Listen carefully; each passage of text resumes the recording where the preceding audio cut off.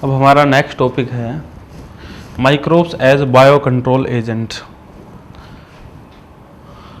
जैसे पढ़ते हैं first application, biological control of pest and disease.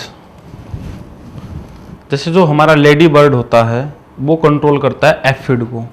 आपने पढ़ा होगा जैसिड और एफिड्स के बारे में, ठीक है।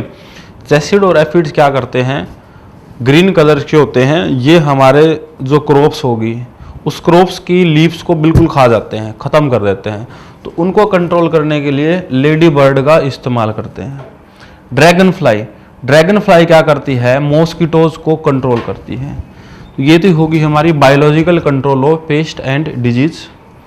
फिर हमने ट्रिकोडर्मा फंगी के बारे में पढ़ा है कि ट्रिकोडर्मा फंजाई जो है वो रूट के साथ एसोसिएशन, जैसे सिम्बायोटिक एसोसिएशन में ग्रो करेगी, ठीक है, जिससे क्या होगा, protect root system and control plant pathogens, कि प्लांट का जो रूट सिस्टम है वो पूरी तरह से कंट्रोल रहेगा। और ये ट्रिकोडर्मा सिम्बायोटिक एसोसिएशन में भी रहेगी। दूसरा जो फंगी है ये आसपास जो लीटर फॉल होगा उस प्लांट से, पत्ते गिरेंगे, उस पत्ते से जो फॉस्फेट होगा उस फॉस्फेट को एब्जॉर्ब करके प्लांट की रूट्स को पहुंचाने का भी काम करेगी। तो इस प्रकार से जो सिम्बायोटिक एसोसिएटेड फंगी है ट्रिकोडर्मा, वो प्लांट के रूट सिस्टम को प्रोटेक्ट करेगी और पैथोजेंस को भी कंट्रोल करेगी।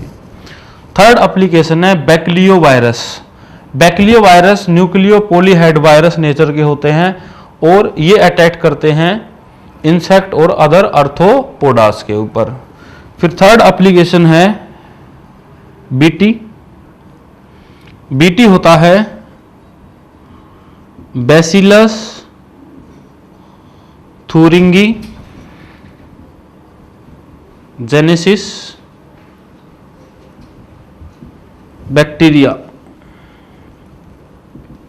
जो बीटी होता है इसका यूज करते हैं हम कॉटन प्लांट के अंदर, या इस बीटी को बोला जाता है बीटी कॉटन, ठीक है।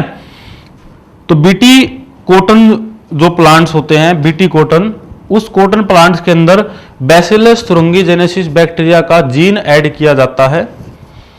बैसिलस थुरिंगीजेनेसिस बैक्टीरिया से जीन ऐड किया जाएगा, ठीक है, by using genetic engineering. Genetic engineering का यूज करके इसके अंदर बैसिलस थुरिंगीजेनेसिस से जीन ऐड किया जाएगा। जैसे यहाँ पे जो जीन होता है उसका नाम होता है CRY जीन। इस क्राई जीन के अंदर जो है इंसेक्टिसाइडल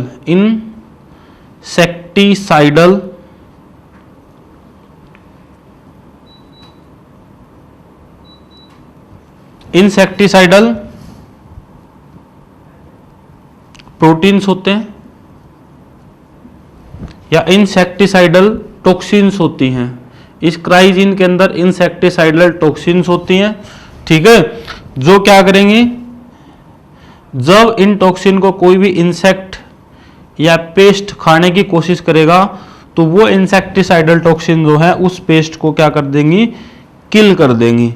तो इस प्रकार से जो बीटी कॉटन है या बैसिलस थुरिंगीजेनेसिस बैक्टीरिया है उससे जो जीन है वो यहाँ पर कॉटन के प्लांट को बचाता है इंसेक्ट और वोम से। जैसे कॉटन प्लांट के अंदर दो वोम लगते हैं, एक वोम लगता है बालवर्म और एक लगता है कॉटन बोरर। तो यहाँ पे इन इंसेक्ट से बचाने का काम करेगा बीटी कॉटन। और बीटी कॉटन क्या है, बैसिलस थुरिंगीजेनेसिस बैक्टीरिया, और ये बैक्टीरिया है और इस बैक्टीरिया से के जीन का हम यहाँ पर यूज करते हैं। तो ये थी हमारी application microbes as bio control agent. अब हमारा नेक्स्ट टॉपिक रहेगा माइक्रोब्स एज बायो फर्टिलाइजर। इसे नोट कर लीजिए। अब हमारा लास्ट टॉपिक है इस चैप्टर से microbes as bio fertilizer. Bio fertilizer क्या करते हैं, बायो फर्टिलाइजर में माइक्रोब्स होते हैं, ऑर्गेनिजम्स होते हैं जो उस सोयल की क्वालिटी को एनरिच करेंगे। सोयल की क्वालिटी से मतलब है कि उसके अंदर ह्यूमस, उसके अंदर पीएच, उसके अंदर न्यूट्रिएंट जैसे फॉस्फोर, जैसे हमने 17 जो एसेंशियल न्यूट्रिएंट एलिमेंट पढ़े थे वो सभी के सभी रिच होना, वो काम होता है बायो फर्टिलाइजर का। तो अब हम देखेंगे कि माइक्रोब्स किस प्रकार से सोयल की क्वालिटी को न्यूट्रिएंट करने या एनरिच करने का काम करते हैं। जैसे बैक्टीरिया है, बैक्टीरिया में हम पढ़ेंगे कि कुछ बैक्टीरिया सिम्बायोसिस एसोसिएशन में होते हैं, जैसे rhizobium with the root nodule of the leguminous plant. हमने पढ़ा था लेग्यूमिनियस प्लांट कौन से होते हैं, फलीदार पौधे होते हैं, ठीक है। और उन फलीदार पौधों की रूट्स में क्या है, ये बैक्टीरिया नोडुल्स के रूप में होता है, नोडुल बनाता है, एक एसोसिएशन बनाता है रूट के साथ राइजोबियम। और राइजोबियम क्या करता है, जो एटमॉस्फेयर से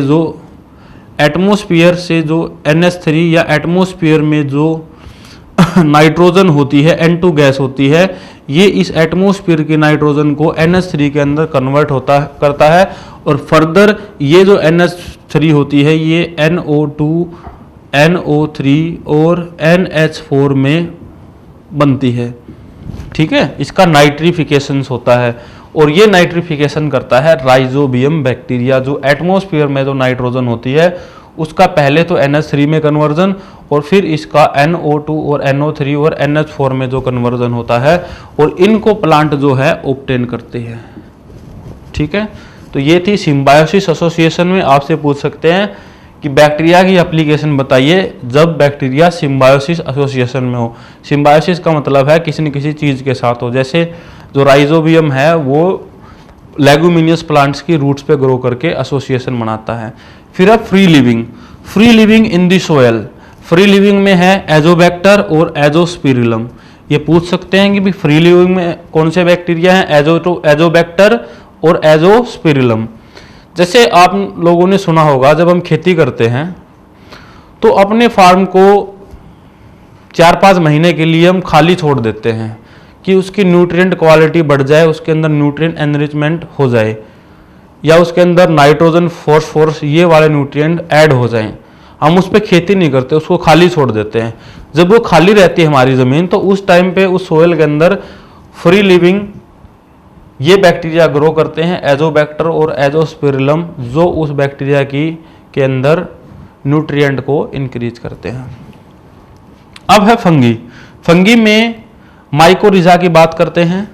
माइकोरिजा क्या है, रूट सिस्टम के साथ, mycorrhiza with root system of the genus Glomus.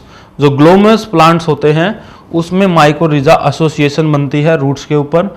ये क्या हेल्प करती है, absorb phosphorus and water from the soil for plant growth, ठीक है।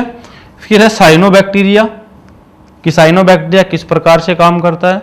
साइनोबैक्टीरिया जब सिम्बायोसिस होता है तो इसके एग्जांपल है एनाबेना बैक्टीरिया, साइनोबैक्टीरिया है, ये एजोला प्लांट्स के अंदर। और फ्री लिविंग होता है Nostoc, Oscillatoria and blue green algae. BAG का मतलब होता है ब्लू ग्रीन एल्गी, ठीक है, ब्लू ग्रीन एल्गी। ये BGA भी लिख सकते हैं या BAG भी लिख सकते हैं। तो ये था हमारा टॉपिक ब्लू ग्रीन एल्गी।